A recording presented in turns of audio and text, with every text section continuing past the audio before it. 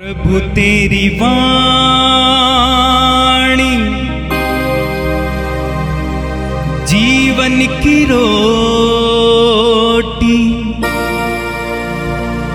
नयनों की ज्योति, अंधेरा मिटाती।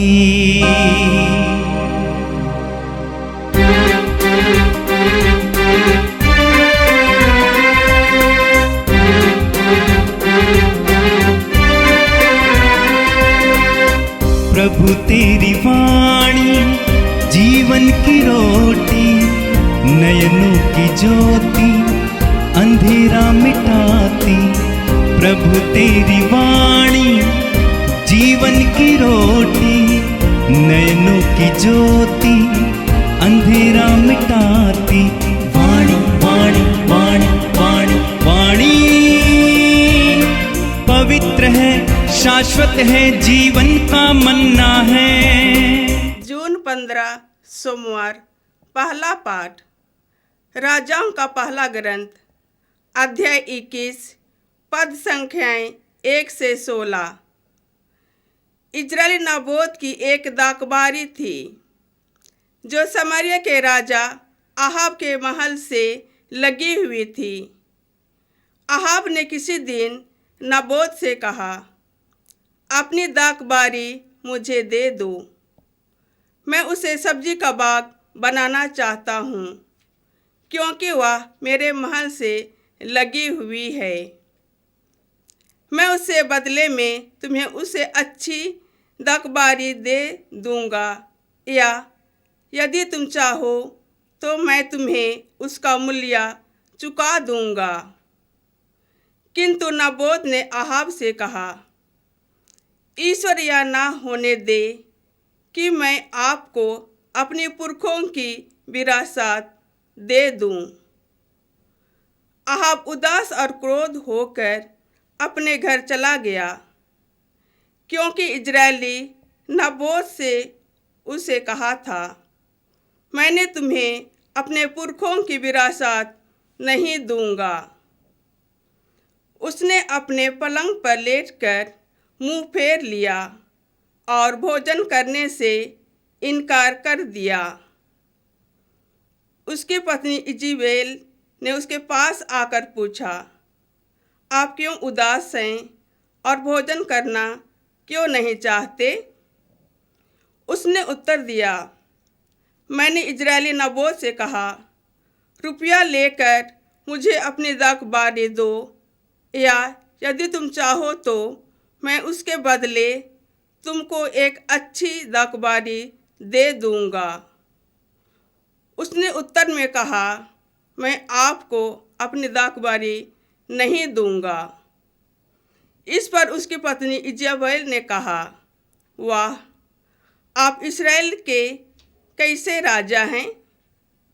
उठकर भोजन कीजिए और प्रसन्न होकर उठिए। मैं आपको इजरायली नाबोत की दाकबारी दिलाऊंगी। उसने अहाब के नाम से पत्र लिखा, उस पर उसकी मुहर लगाई और उसे नाबोत के नगर में रहने वाले नेताओं और प्रतिष्ठित लोगों के पास भेज दिया।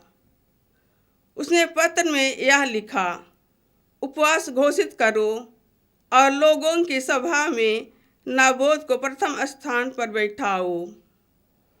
तब उसके सामने 2 गुंडों को बैठा दो, जो उस पर यह अभियोग लगाए कि उसने ईश्वर और राजा को अभिशाप दिया है। इसके बाद उसने नगर के बाहर ले जाकर पत्थरों से मरवा डालो। नाबोत के नगर में रहने वाले नेताओं और प्रतिष्ठित लोगों ने इजेबेल के उस आदेश का पालन किया जो उनके पास भेजे हुए इजेबेल के पत्र में लिखा हुआ था। उन्होंने उपवास घोषित किया और लोगों की सभा में नाबोत को प्रथम स्थान पर बैठाया। इसके बाद 2 गुंडे आए, नाबोत के सामने बैठ गए और यह कहते हुए लोगों की सभा में नबोत के विरुद्ध साक्ष्य देने लगे। नबोत ने ईश्वर और राजा को अभिशाप दिया है। लोगों ने नबोत को नगर से बाहर ले जाकर पत्थरों से मारा और वह मर गया। इसके बाद उन्होंने इजाबेल के पास यह कहला भेजा, नबोत को पत्थरों से मारा गया और उसका देहांत हो गया है।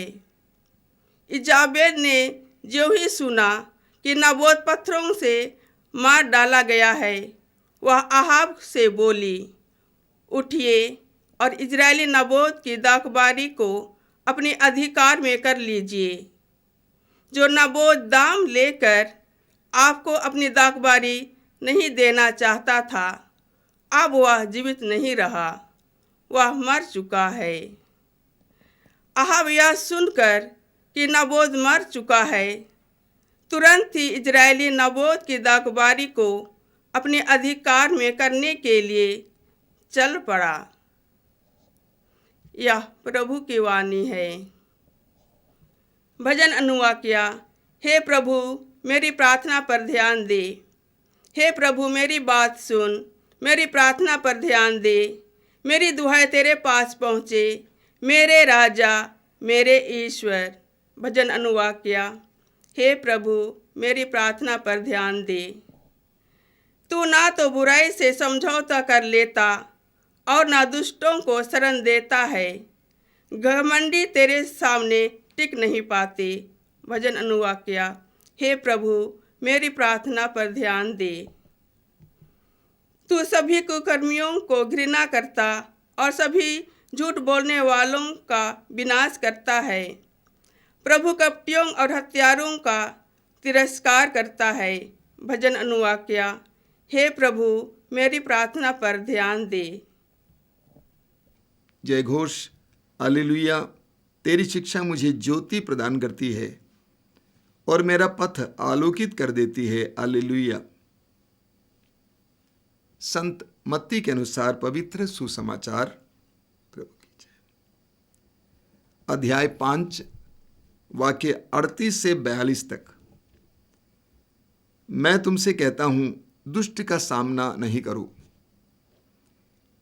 यीशु ने अपने शिष्यों से कहा, तुम लोगों ने सुना है कि कहा गया है, आंख के बदले आंख और दांत के बदले दांत, परंतु मैं तुमसे कहता हूं, दुष्ट का सामना नहीं करो।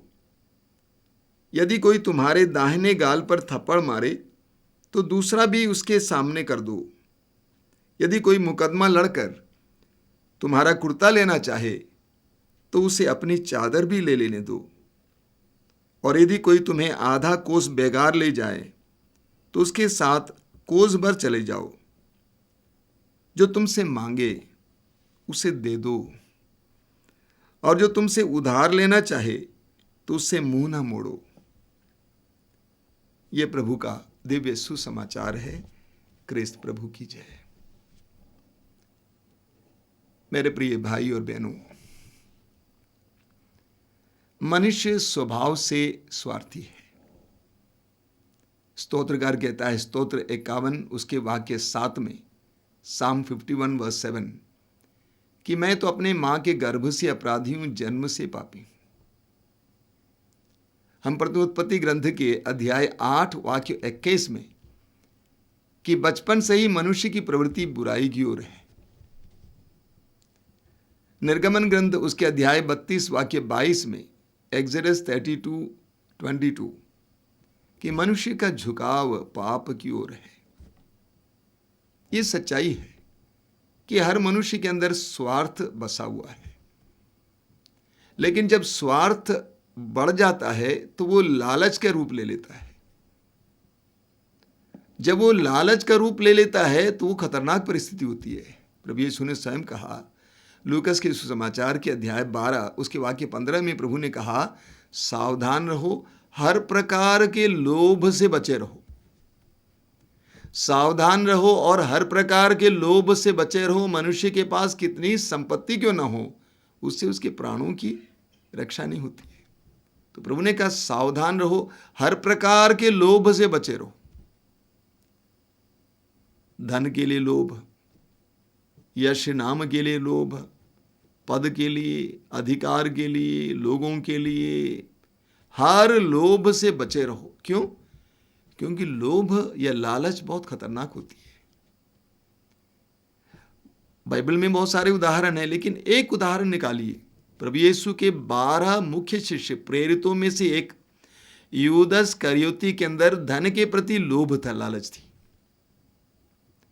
और उसका लोभ इतना बढ़ गया था कि हालांकि उसने 3 साल लगातार यीशु के साथ वो रहा, खाया पिया, इसके बावजूद हम पढ़ते हैं उसने चांदी के 30 सिक्कों के लिए अपने गुरुवर को पकड़ा देता है। चांदी के 30 सिक्के उस जमाने में एक मजदूर की महीने भर की मजदूरी थी। तो लालच बहुत खतरनाक होती है। और आज के पहले पाठ में आपने देखा, राजा अहाब के बारे में सुना।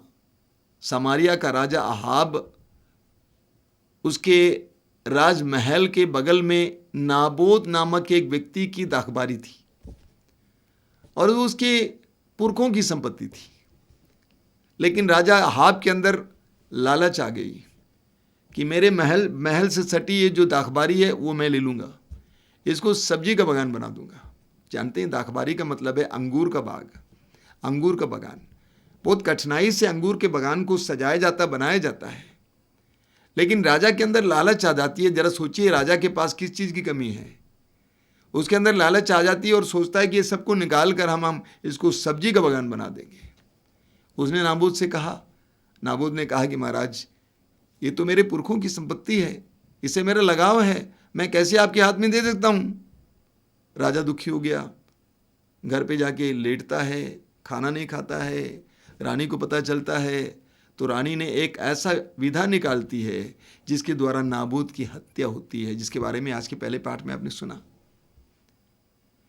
नाबोत की हत्या की जाती है और उसके बाद अहाब उस जमीन को, उस दाखबारी को हड़प लेता है, अपनाता है। लालच कहां से कहां हमें नहीं ले जाता है। आप पढ़ेंगे 1 तिमोथी उसके अध्याय 6 वाक्य 9 और 10 में, 1 तिमोथी अध्याय 6 वाक्य 9 और 10 में संत पौलुस कहते हैं कि जिनके अंदर धन का लालच है, धन की लालच है, वो कहाँ से कहाँ पहुँच जाते हैं। देखिए वहाँ लिखा हुआ है वाक्य 9 और 10, जो लोग धन बटोरना चाहते हैं वे प्रलोभन और फंदे में पड़ जाते हैं और ऐसी मूर्खतापूर्ण तथा हानिकर वासनाओं की शिकार बनते हैं जो मनुष्यों को पतन और विनाश के गर्त में ढकेल देती हैं। आगे लिखा हुआ है, क्योंकि धन का लालच सभी बुराइयों की जड़ है। इसी लालच में पड़कर कई लोग विश्वास के मार्ग से भटक गए और उन्होंने बहुत सी यंत्रणाएं झेली। तो राजा अहाब ने नाबोत की जमीन को हड़प ली, अपनाया। स्वार्थ, लालच। आज के सुसमाचार में ठीक इसके विपरीत शिक्षा हमें मिलती है।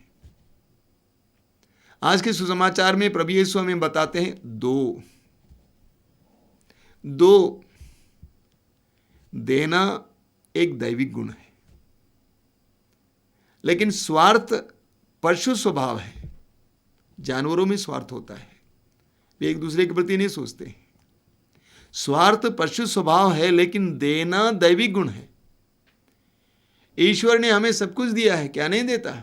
सब कुछ हम ईश्वर से ही पा रहे हैं। हर पल, सांस, जीवन, सब कुछ हम ईश्वर से पाते हैं। ईश्वर हमें देता रहता। प्रभु के बारे में बताया गया है, ईश्वर के बारे में यूहन्ना अध्याय 3 वाक्य 16 में, ईश्वर ने हमसे इतना प्यार किया कि हमारे लिए अपने एकलौते पुत्र को भी अर्पित किया। और प्रभु यीशु ने अपने आप को हमारे लिए अर्पित किया, अंतिम बूंद रक्त तक हमारे लिए, पानी तक हमारे लिए बहाया, सब कुछ दिया। तो देना एक दैविक गुण है, लेकिन स्वार्थ पशु स्वभाव है। आज के समाचार में प्रभु यीशु ने क्या कहा है, बहुत सुंदर है। प्रभु ने कहा दुष्ट का सामना नहीं करो। मैं कई लोगों को ये बताता हूँ, ठीक है न्याय के लिए लड़ना अच्छा है, लेकिन दुष्ट का सामना नहीं करना। तुमको लगता है कि इसका सामना करने से कुछ पाने वाले नहीं हो, तो सामना मत करो, झगड़ो मत। आगे लिखा हुआ है, यदि कोई तुम्हारे दाहिने गाल पर थप्पड़ मारे, दूसरा भी गाल उससे दिखा दो।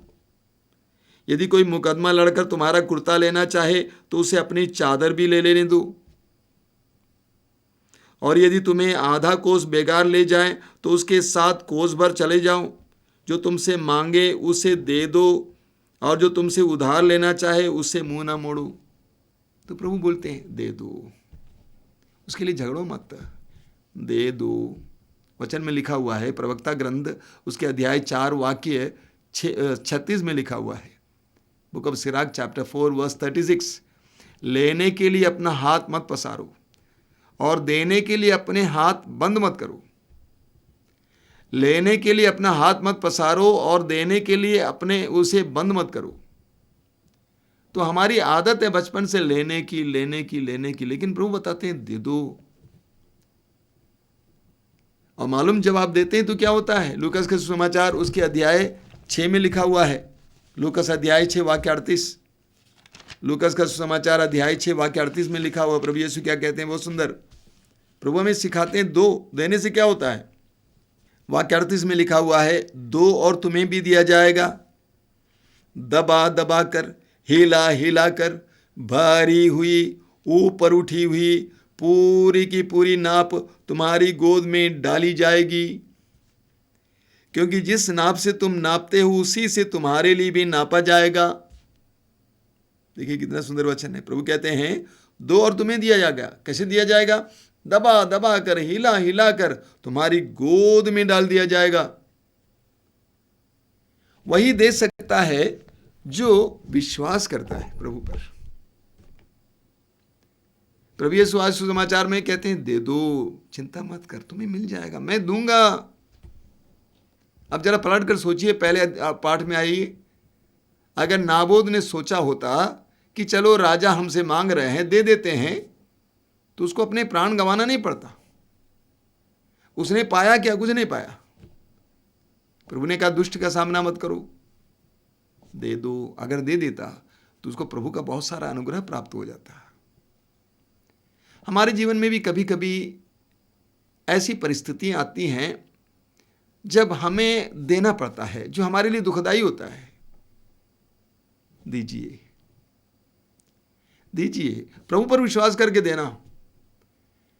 जब ये विश्वास करके देंगे, जब प्रभु ने कहा दो और तुम्हें दिया जाएगा, इस पर विश्वास करते हुए देंगे तो आपको मिल जाएगा पक्का। अगर नाबोद ने वो दाखबारी दिया होता, लेकिन उसके दिल में लगाव था उसके प्रति, क्योंकि एक आसक्ति लगाव था, क्योंकि ये मेरे पुरखों की संपत्ति है, देखिए उस लगाव ने उसके प्राण ले लिया।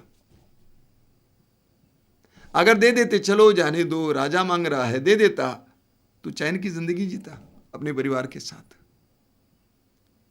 तो प्रभु कहते हैं दो, देना सीखो। आज हम मनन करेंगे, दिन भर मनन करेंगे, मेरे अंदर लेने की प्रवृत्ति है या देने की प्रवृत्ति है। कई लोगों के अंदर लेने की प्रवृत्ति है। मैं कई ऐसे लोगों को देखा हूं जो सिर्फ लेते हैं, उनको कभी देते हुए मैंने देखा नहीं। देने की प्रवृत्ति कम है, लेने की प्रवृत्ति ज्यादा है। ऐसे लोगों में आशीष नहीं होती है, लेकिन जो देने वाले होते हैं प्रभु उनको आशीर्वाद देते हैं। आज हम प्रभु से प्रार्थना करेंगे, प्रभु मेरे स्वार्थ को मिटाइए और मुझे देने की शक्ति दीजिए। प्रार्थना करें।